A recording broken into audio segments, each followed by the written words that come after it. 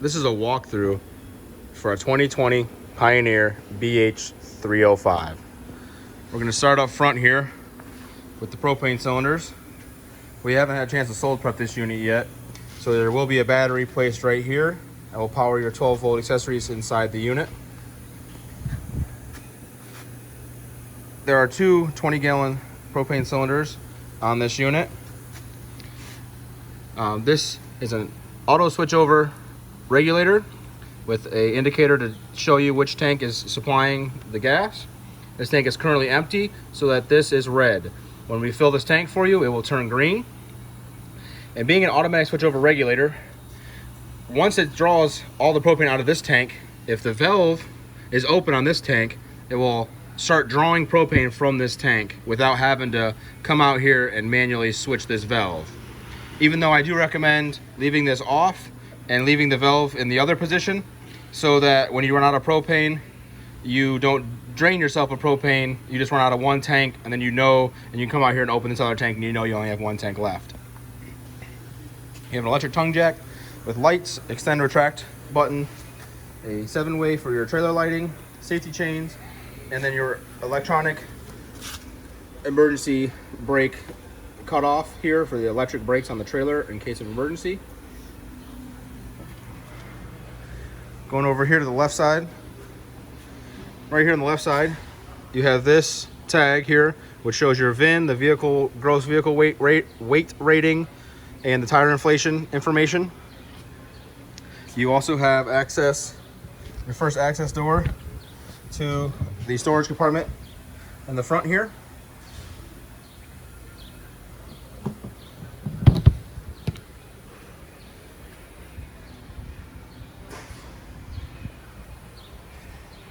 Walking down here to the back of this side,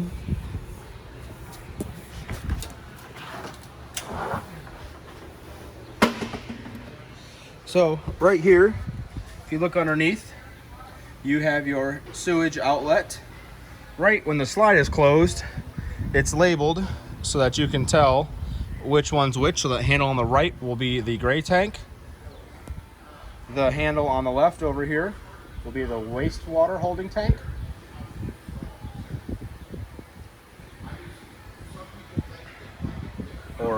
Well, wastewater or a black tank. One will be gray tank, one will be black tank.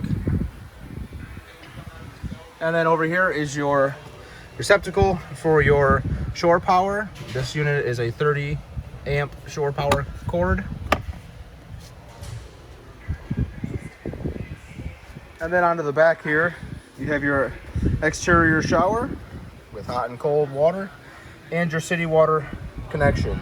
If you hook a city water hose up to this, it will pressurize your lines for your faucets, and you will have pressurized city water coming from your faucets. If you do not fill your tank, this does not fill your tank.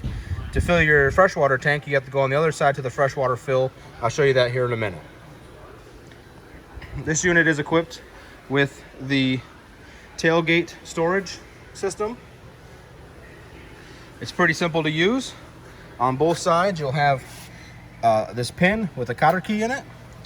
It's the same on both sides. And what you do to put this down, to use it, you just pull this cotter key, you pull this pin, this whole rack will come down, and then you put the pin. This hole right here will line up with these holes. You put that pin right back through there, put the cotter key in it, and you're ready for use. And then on this side, you have your exterior kitchen with a mini fridge.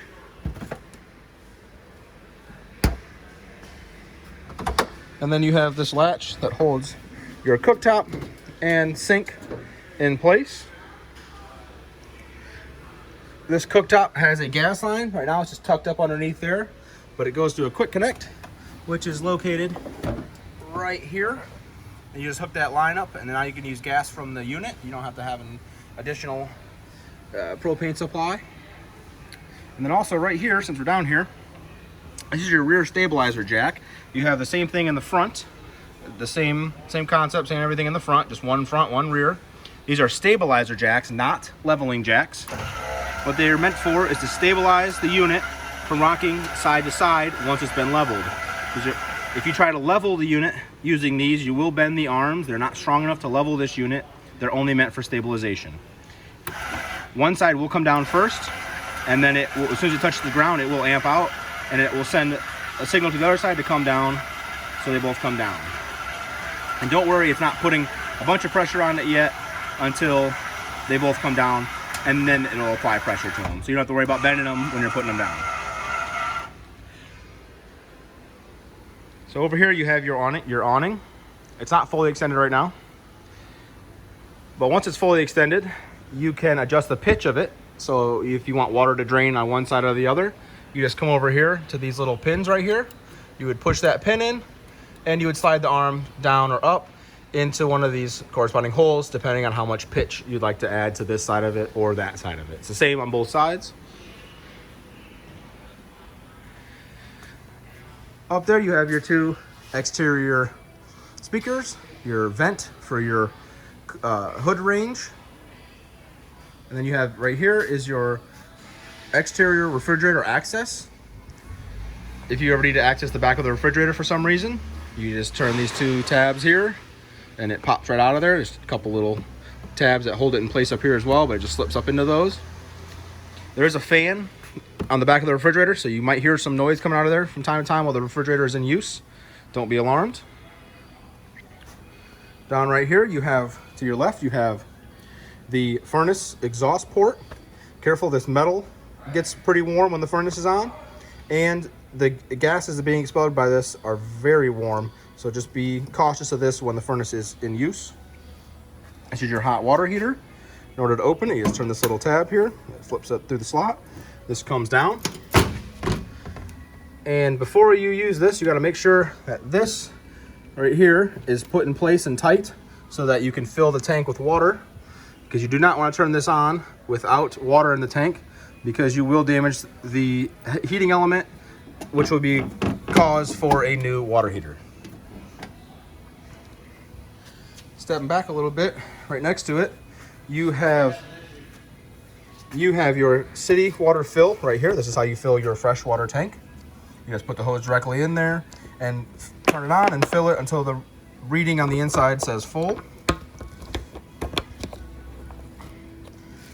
This right here is a black tank flush. So when you're emptying your sewage, once you've emptied the sewage, leave the hose hooked up to the sewage and run a city water hose through this, and it will flush any extra debris potentially caught up in your black tank. Right next to it, you have an auxiliary cable hookup if you would like to move your TV outside, and you have a GFI protected 110 outlet. And right below all this stuff, you have your low point drains. The blue is for cold water. This blue is for cold water. That red is for your hot water low point. And then this right here, this one, is your freshwater drain. If you want to drain your freshwater tank, you got to open that valve and let it drain out.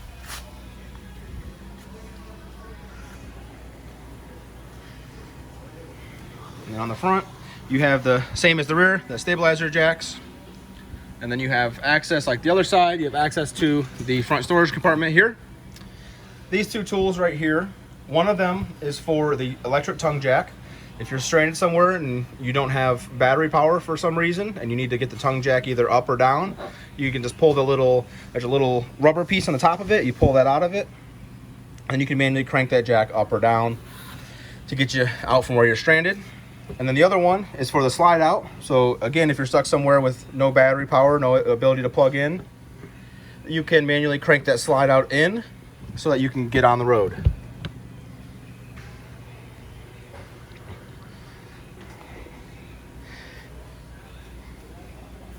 We have these MoRide style step above steps on here. In order to close these steps, all you have to do, reach down, pull them up, and they fold right up into place. And then they click and latch in place right here with this latching mechanism.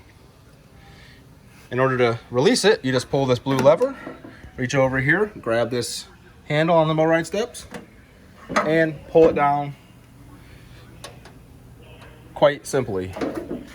In order to adjust the feet on these steps, you just pull these pins right here. They just push right out. And you can adjust the height of the foot to whatever you need, wherever the ground is level. So we're gonna pull this blue thing here, get this step back down so we can go inside.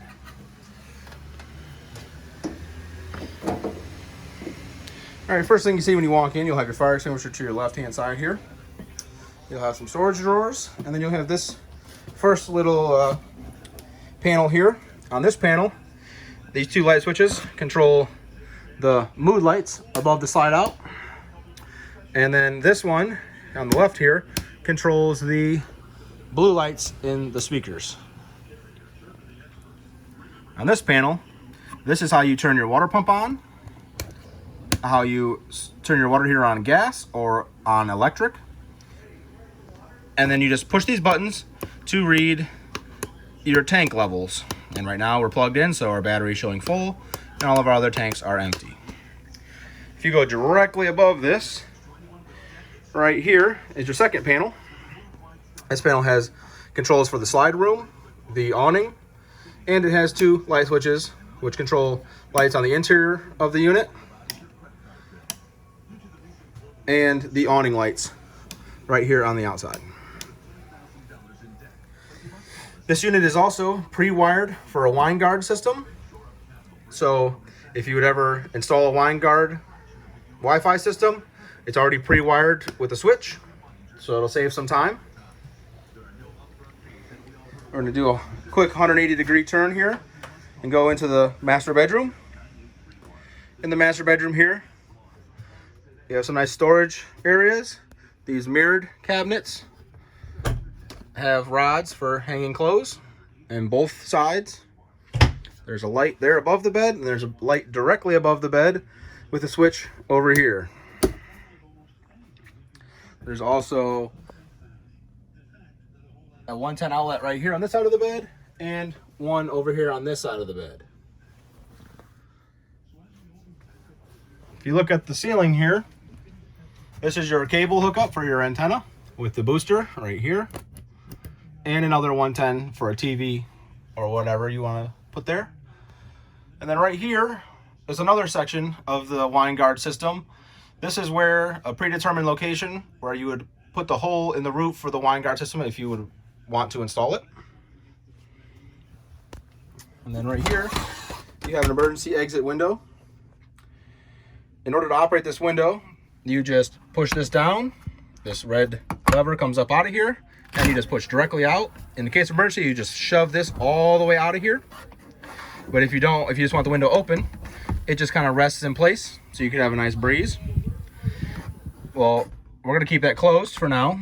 And once you have that window all the way open, you just come over here, you grab this, you pull that forward to get that out, get that screen out of the way, and then you can safely exit this window.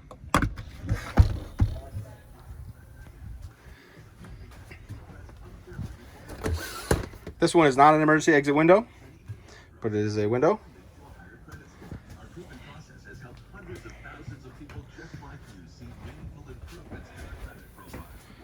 This is the entertainment center part of the camper with plenty of storage underneath, with two USB charging outlets and your radio, and then another 110 and a cable hookup for your antenna. Moving on to the slide out, you have your jackknife couch, which folds into a sleeping area, as well as the dinette, which also folds into a sleeping area. In order to function this couch, you just reach down here, pull up on it, oops, pull back a little bit, and it will fold down. To close it, you just do the opposite. You pick it up, push it in place, and it's a couch. Here's your second emergency exit window, a little bit different than the first. This one, you just pull this tab up, and then you can push that entire window out. You have to pull both tabs up, and that whole window will swing out. And then with the dinette here, to make it into a bed, you just come over here. The table is just pushed into place on these little fittings here. You just pull the top of the table off, pull the legs out, and then the table will rest along these blocks across the whole dinette, and then you can rearrange the cushions for sleeping. And then this light has a switch right here to control the light.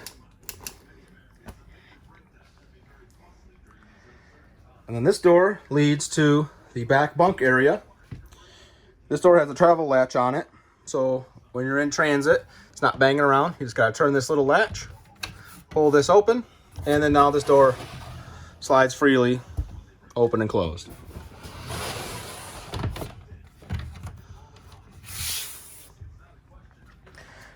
There's more storage space right here. And then right below that, you have the fuse panel / breaker box. This is where all your breakers and fuses are located in the unit.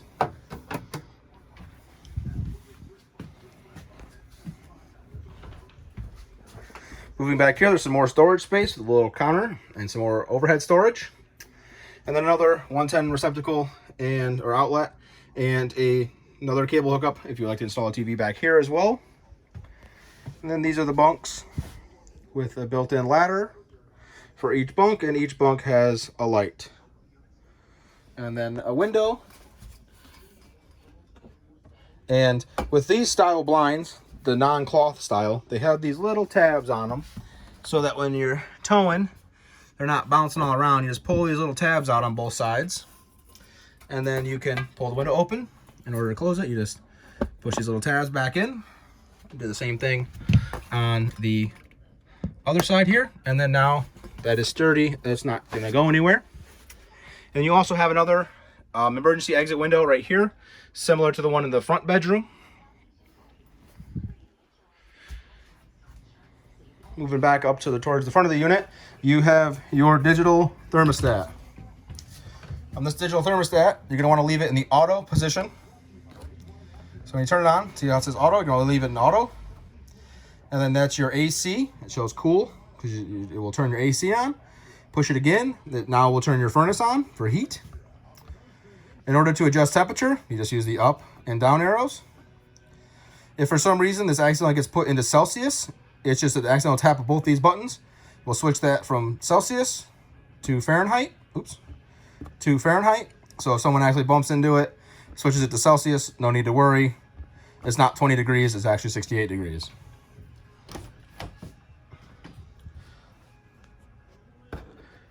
Right here is your bathroom with your standard toilet, a sink with some storage underneath the sink,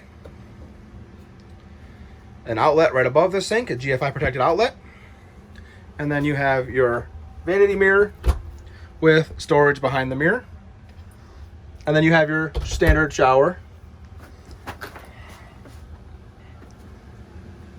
You also have a fan up here in this vent here, with the switch is right here for it. You turn the switch on, the fan comes on, and you can open this up so when you're taking a shower, it's not so steamy in here. You can keep that closed.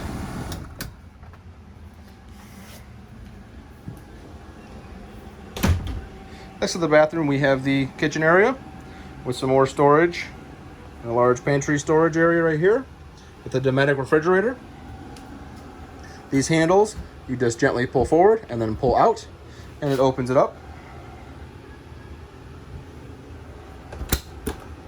Controls for this refrigerator are going to be right up here. You just turn it on for on, and then it will run on auto, which means it will choose electric because there's no gas right now. So if you were to turn it on gas, now this button is out and it will be functioning on gas, but there's currently no gas on the unit until we fill the tanks. So we'll just turn this back off. These RV refrigerators are a little bit different than a typical residential style refrigerator. They do take a lot longer to initially cool down. So don't be alarmed when it's about 8 hours to cool this refrigerator and freezer all the way down to a usable temperature. Right here you have your stove and oven and your microwave right above it. You have standard push button to open the door, standard controls over here, and then you have a light in your hood range and a fan for cooking. And then when you would like to use your cooktop, this just folds up and then it flips all the way up like this, and now you're ready to cook. Come down here, you can open the oven. There's your oven. This also has a self-igniter, so when you want to ignite these, you can just turn this and it will ignite the cooktop up here so you can cook. And then right down over here is your LP/carbon monoxide detector. That detects any hazardous levels of carbon monoxide or LP in your unit. It does run off of the 12-volt battery in the front of the unit. When that battery runs low, it will start to beep. This mechanism right here will start to beep, letting you know that you have low voltage and that this cannot read the air correctly, so creating a potential hazard. So you got to make sure if you hear that beeping to get that battery charged.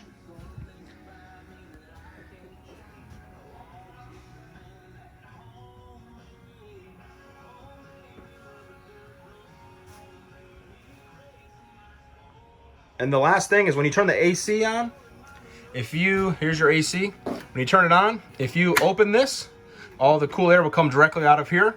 If you close this, it will push the air through the ductways in the ceiling, and will push the air out of the various ducts throughout the whole unit, cooling the unit as one rather than just pumping air out of here. And that will conclude this walkthrough on this 2020 Pioneer.